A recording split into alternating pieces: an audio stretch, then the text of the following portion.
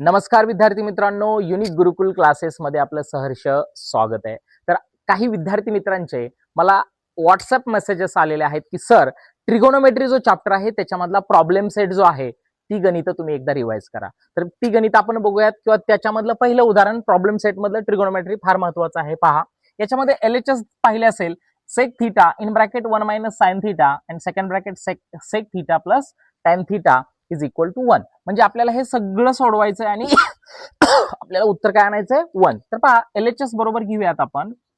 LHS is equal to sec theta in bracket 1 minus sine theta in second bracket sec theta plus tan theta. पहा, मी सेक थीटाने आतमध्ये multiply करतोय. तर sec theta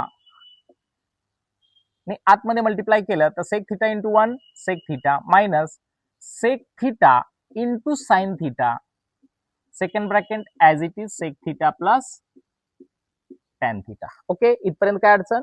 आता याच्यानंतर पहा, मी इथं काय करतोय, सेक थीटा मायनस हा सेक थीटाचा रेसिप्रोकल घेतोय 1 upon cos theta into sine theta, हा second bracket as it is.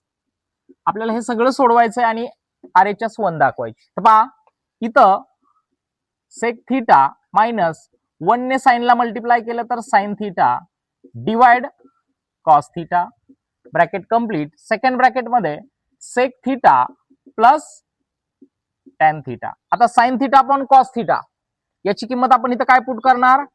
Sign theta upon cos theta tan theta.